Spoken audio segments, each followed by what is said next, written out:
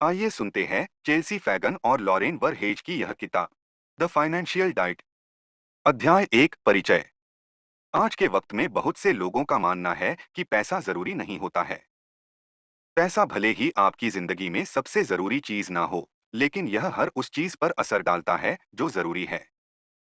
पैसे से आप अपनी जिंदगी को बेहतर बना सकते हैं, अपने रिश्तों को बेहतर बना सकते हैं, अपनी सेहत को बेहतर बना सकते हैं, और यह तीनों ही चीजें आपके लिए जरूरी है। लेकिन फिर भी बहुत से लोग फाइनेंशियल प्लानिंग नहीं करते। यह किताब हमें बताती है कि किस तरह से आप आसानी से अपने पैसे को मैनेज कर सकते हैं और किस तरह से उसे सही जगह पर इन्वेस्ट करके खुद को आने वाले समय की परेशानियों से बचा सकते हैं। यह किताब हमें बताती है कि पैसे को जल्द से जल्द इन्वेस्ट करने के क्या फायदे होते हैं। इसे पढ़कर आप सीखेंगे अच्छे भविष्य के लिए आपको कौन से काम नहीं करने चाहिए, किस तरह से आप अपना बजट बना सकते हैं, कम उम्र में पैसे इन्वेस्ट करने के क्या फायदे होते हैं। अध्याय दो, अपने फाइनेंस को मेंटेन करने के लिए चार काम कभी मत कीजिए। इससे पहले हम यह जानें कि खुद को आर्थिक रूप से मजबूत बनाने के लिए आपको क्या करना चाहिए। सबसे पहले यह देखते हैं कि आपको क्या नहीं करना चाहिए। आपको इन चार कामों को कभी नहीं करना चाहिए। सबसे पहले, अपने क्रेडिट कार्ड का इस्तेमाल कभी मत कीजिए अगर आप उसे एक महीने में उस पैसे को चुका नहीं पाते हैं। क्रेडिट कार्ड को इस्तेमाल करने के अपने फायदे होते हैं, लेकिन जिस दिन आप इसका इस्तेमाल ज्यादा करने लगेंगे, आप कर्ज में डूबने लगेंगे। इसके बाद कभी भी हद से ज्यादा पैसे खर्च मत कीजिए, उतना खर्च कीजिए जितना आप कर सकते हैं। हम बहुत से ऐसे सामान खरीदने लगते हैं जो हमें नहीं चाहिए होते। यह जरूरी नहीं है कि आप हर रोज 5 स्टार होटल में खाना खाएं, इसलिए पैसे सिर्फ उतने खर्च कीजिए जितना आपका बजट है। तीसरा यह कि कभी अपने बैंक बैलेंस को चेक करना मत भूलिए। जिस तरह से एक लापरवाह व्यक्ति खाने से पहले यह नहीं देखता कि वो कितनी कैलोरी खा रहा है, उसी तरह से एक लापरवाह व्यक्ति अपने अकाउंट को चेक नहीं करता। आपको हफ्ते में कम से कम 2 बार अपना अकाउंट चेक करके यह देखना चाहिए कि आपका कितना पैसा अकाउंट में आ रहा है और कितना पैसा जा रहा है। चौथा यह कि यह मत सोचिए कि आप अभी जवान हैं और बाद में सेविंग करना शुरू करेंगे। बहुत से लोगों को लगता है कि रिटायरमेंट बहुत दूर है, इसलिए वे सेविंग नहीं करते हैं। बाद में जब उन्हें अपनी गलती का एहसास होता है तो बहुत देर हो चुकी होती है। अध्याय तीन, बजट बनाकर यह देखने की कोशिश कीजिए कि आप कहां पर अपना पैसा खर्च कर रहे हैं। बहुत से लोगों को बजट बनाना नहीं पसंद क्योंकि वे आजाद रहना चाहते हैं। वे अपने हिसाब से सोना, अपने हिसाब से उठना और जीना चाहते हैं, और ऐसे में खुद पर पाबंदी लगाना बहुत मुश्किल लगता है। लेकिन यही मुश्किल काम आपको भविष्य में आने वाली परेशानी से बचा सकता है। आप बजट बनाने के लिए मिंट जैसे ऐप्स का इस्तेमाल कर सकते हैं, लेकिन एक सिंपल सा स्प्रेडशीट भी इसके लिए अच्छा होगा। उसमें सबसे पहले यह लिखिए कि आपके पास कितना पैसा आ रहा है, अब वो चाहे कहीं से भी आ रहा हो। इसके बाद यह लिखिए कि आपका पैसा कहाँ पर खर्च हो रहा है। इस खर्च में हर वो छोटी से छोटी चीज लिखिए जिसमें आपका पैसा खर्च हो रहा हो, अब चाहे वो 10 रुपए की कोल्ड ड्रिंक हो या फिर 2 रुपए की टॉफी। इसके बाद अंत में यह लिखिए कि आपने कितना पैसा बचाया और उसे रिटायरमेंट फंड में जमा किया। जब आप यह कर लें तो अब देखना शुरू कीजिए कि आप कितना पैसा फालतू के लिए खर्च कर रहे हैं। क्या आप जो कोल्ड ड्रिंक हर दिन पी रहे हैं, उसे ना पीकर आप कुछ पैसे बचा सकते हैं? क्या वो होटल में जाकर खाना खाना वाकई बहुत जरूरी है? इस तरह से अगर आप हर रोज 20 रुपए बचाएंगे तो साल में आप कितना बचाएंगे? और 20 साल तक ऐसा करते हुए आप कितना पैसा बचाएंगे? इस तरह से आप यह तय कर सकते हैं कि कहां से आप अपने पैसे को बचा सकते हैं। इसके अलावा आप 50-30-20 प्लान का इस्तेमाल करके अपनी बचत और अपने खर्च को बैलेंस कर सकते हैं। इस प्लान के हिसाब से आपकी 50% इनकम आपके जरूरी खर्च में जानी चाहिए, जैसे खाना, रहना और राशन। 30% इनकम दूसरी चीजों पर खर्च होने चाहिए, जैसे घूमने जाना या फिर दोस्तों के साथ रहना। और 20% आपकी सेविंग होनी चाहिए। यह जरूरी नहीं है कि आप सबकी तरह 50% इनकम को अपने हर रोज के खर्च पर खर्च करते हों। हो सकता है आपके महीने भर का खर्च सिर्फ 40% में ही चल जाता हो और आप एक महीने में सिर्फ 25% इनकम में ही अपने दूसरे खर्चे देखते हों। इस सिस्टम की मदद से आप यह देख सकते हैं कि आपके पास कितना पैसा आ रहा है और उसके हिसाब से आप कितना पैसा खर्च कर रहे हैं और कितना बचा रहे हैं। अध्याय 4। अपने पैसे को बचाकर उसे इन्वेस्ट कीजिए। बहुत से लोग जवान होने पर यह सोचने की गलती कर देते हैं कि उन्हें अभी बहुत जीना है और वे पैसे बचाकर इन्वेस्ट करने के बारे में नहीं सोचते।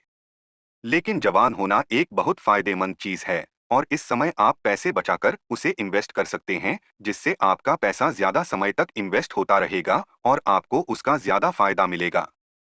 अगर आपको इसे समझना है कि किस तरह से पहले पैसा इन्वेस्ट करना आपके लिए फायदेमंद हो सकता है, तो आपको रूल ऑफ 72 को समझना होगा। इस रूल के हिसाब से अगर आपको यह पता करना है कि आपका पैसा कितने समय में दोगुना हो जाएगा, तो आप उस पर लगने वाले इंटरेस्ट को 72 से डिवाइड कर दीजिए। उदाहरण के लिए अगर आपको 5,000 का सूट खरीदना है और आप यह नहीं तय कर पा रहे हैं कि आपको उसे खरीदना चाहिए या नहीं, तो जरा यह सोचिए। अगर आप उस 5,000 को इन्वेस्ट करते हैं और उस पर आपको 7% का इंटरेस्ट मिलता है, तो 72 7 इज इक्वल टू 10.28, लगभग 10 साल में वो 10,000 के बराबर हो जाएगा, 20 साल में 20,000 के बराबर और 30 साल में 40,000 के बराबर और 40 साल में 80,000 के बराबर। अगर आपने 25 साल की उम्र में उस 5,000 को इन्वेस्ट किया, तो 65 की उम्र तक वो 80,000 होकर आपको वापस मिलेगा। तो यह मत सोचिए कि आप कल से इन्वेस्ट करना शुरू करेंगे, क्योंकि आप इस काम में जितना ज्यादा देर करेंगे, आपको इसका उतना कम फायदा मिलेगा। अध्याय 5। कुछ पैसे हमेशा मुश्किल वक्त के लिए बचा कर रखिए और अपने कर्ज को जल्दी से जल्दी चुकाइए। यह जरूरी नहीं है कि इन्वेस्टमेंट करना बहुत मुश्किल ही हो या फिर इसे करने के लिए आपको सारा दिन अपने फोन के साथ लगे रहना हो। लेकिन इससे पहले आप कुछ इन्वेस्टमेंट करें, आपको कुछ बातें जान लेनी चाहिए। सबसे पहले अपने लिए कुछ पैसे बचाकर रख लीजिए।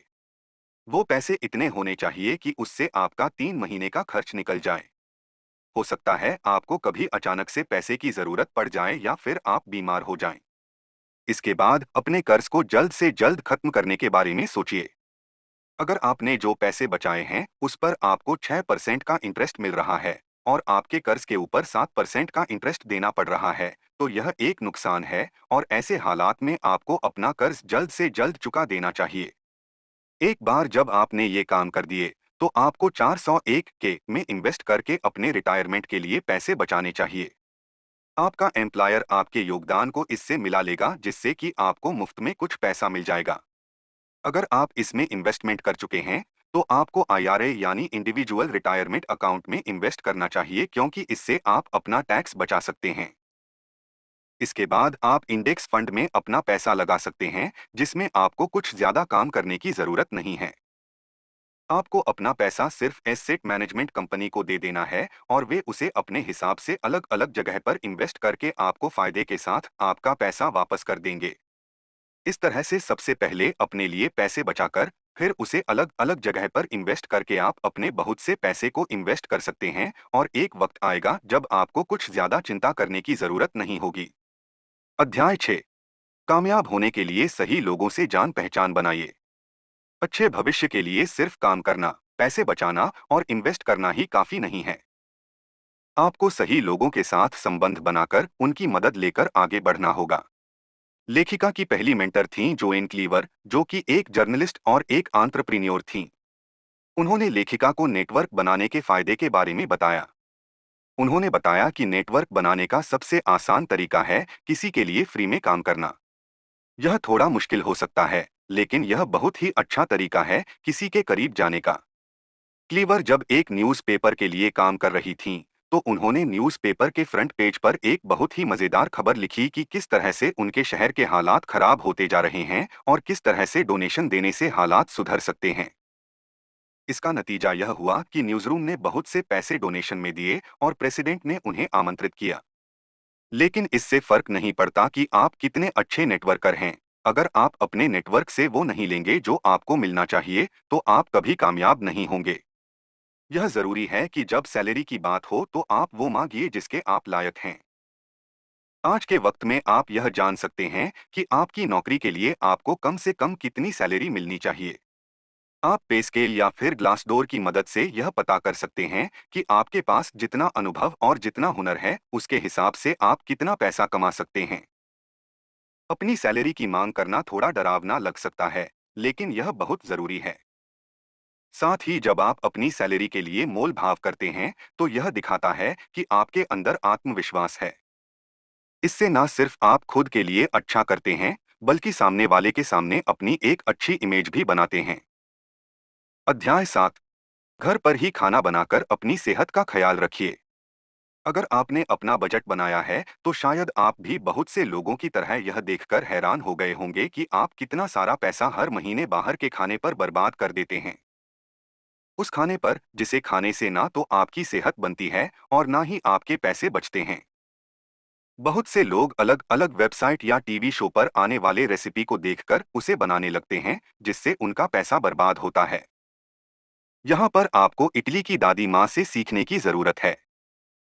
इटली की दादी माँ कभी इस तरह की वेबसाइट या फिर टीवी शो पर से रेसिपी नहीं निकालती, बल्कि वो बनाती हैं जो घर में बन सकता है। वो यह देखती हैं कि किचन में क्या है, फ्रिज में क्या है, कौन सी चीज खराब होने के करीब आ गई है, और उसके हिसाब से खाना बनाती हैं। वो भारी मात्रा में खाना बनाती हैं और बाद में खाने के लिए उसे फ्रिज में रख देती हैं। तो आप उनसे क्या सीख सकते हैं? सबसे पहले होटल में जो आपने खाया, उसे घर पर बनाने के लिए फालतू के सामान मत खरीदिए, बल्कि यह देखिए कि आपके घर में पहले से क्या है। और फिर यह पता करने की कोशिश कीजिए कि उन चीजों को इस्तेमाल करके आप क्या पका सकते हैं। इस तरह से आप अपने पैसे बचाएंगे, घर पर पहले से रखे गए सामान को इस्तेमाल करके उसे खराब होने से बचाएंगे और साथ ही एक ऐसी कला को सीखेंगे जो कि आपके साथ जिंदगी भर रहेगी।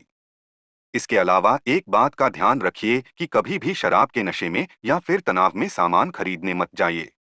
ऐसे हालात में लोग अक्सर वो खरीदने लगते हैं जो उन्हें नहीं चाहिए। अध्याय 8। सपने देखिए और अपने पैसे से अच्छे रिश्ते बनाए रखने के लिए उसके बारे में बात कीजिए। पैसा शायद आपको अंदर की शांति नहीं दे सकता, लेकिन यह आपको एक मौका दे सकता है सुरक्षित रहकर अपने सपनों के पीछे भागने का। इसलिए यह जरूरी है कि आप पैसे को महत्व दें। इसके लिए सबसे पहले बड़े सपने देखना छोड़िए और मीडियम सपने देखिए। आज के वक्त में सोशल मीडिया पर यह बातें बहुत चलती हैं कि अगर कोई व्यक्ति सिर्फ मेहनत से काम करे और अपने सपनों के पीछे भागे तो वो कुछ भी हासिल कर सकता है। लेकिन यह बात गलत है, और जब लोगों का सामना असलियत से होता है तो उनके हाथ निराशा ही लगती है। अगर आप एक गरीब घर के हैं और पहले से दो नौकरियां करके अपने लोन को चुका रहे हैं, तो आपके लिए हालात दूसरे हैं। इसलिए आप सच्चाई को जानिए और मीडियम सपने देखिए। इसमें कोई शर्म की बात नहीं है कि आप यह जाने कि क्या संभव है और क्या नहीं। आपको यह पता होना चाहिए कि कब आपको रिस्क लेना है और कब नहीं। अगर आप रिस्क लेने के बारे में सोच भी रहे हैं, तो उसके लिए सबसे पहले प्लान बनाइए और अच्छे से सोचने की कोशिश कीजिए कि आप इसमें क्या खो सकते हैं। दूसरा यह कि अपने पैसे के बारे में बात करने से हिचकिचाइए मत। लेखिका की दोस्त एना ब्रेसला कॉस्मोपॉलिटन पर एक एडिटर की तरह काम करती हैं। उन्होंने बताया कि हर साल उनके पास उनके रीडर्स की तरफ से हजारों तरह तरह के सवाल आते हैं, लेकिन उसमें से कोई भी पैसे से संबंधित नहीं होता। लोग सेक्स के बारे में सवाल पूछते हैं, लेकिन पैसे के बारे में नहीं। लेकिन हर रिश्ते की तरह, अगर आपको पैसे से अपने रिश्ते को बनाए रखना है, तो आपको इसके बारे में बात करनी होगी और इस पर ध्यान देना होगा। जब आप इसके बारे में अपने दोस्तों से या फिर अपने पार्टनर से बात करेंगे, तो आप महसूस करेंगे कि इसे लेकर आपके अंदर का आत्मविश्वास बढ़ गया है और आपके अंदर सुधार आने लगा है। इससे आपको यह पता लगने लगेगा कि आपके लिए क्या अच्छा है और क्या नहीं। अध्याय 9 सारांश। कभी भी अपने क्रेडिट कार्ड को ज्यादा मत इस्तेमाल कीजिए और हमेशा अपने लिए एक बजट बनाइए। यह देखिए कि आपका पैसा कहाँ से आ रहा है और कहाँ पर जा रहा है। अपने कर्ज से जल्दी छुटकारा पाकर अपने पैसे को इन्वेस्ट करना शुरू कीजिए ताकि आपका पैसा आपके लिए काम कर सके। ज्यादा बड़े सपने मत देखिए, बल्कि सच्चाई को पहचानिए। अपने पैसे के बारे में लोगों से बात करके आप उनके साथ अपने रिश्ते को सुधार सकते हैं। क्या करें? एक ऐसा घर बनाइए जो आपको अच्छा लगे। अगर आपका घर अच्छा होगा, तो आप उसमें कुछ ज्यादा समय बिताना चाहेंगे और बाहर कम समय बिताएंगे। इससे आपको संतुष्टि मिलेगी। इसलिए अपने घर को सजाइए और उसे सुंदर बनाने के कुछ तरीकों के बारे में जानिए, जैसे कि लाइट बल्ब लगाना। यह जरूरी नहीं है कि यह सब करने के लिए आप किसी को काम पर रखें। यूट्यूब पर सर्च करने पर आपको अपने घर को सजाने के बहुत से सस्ते तरीके मिल जाएंगे।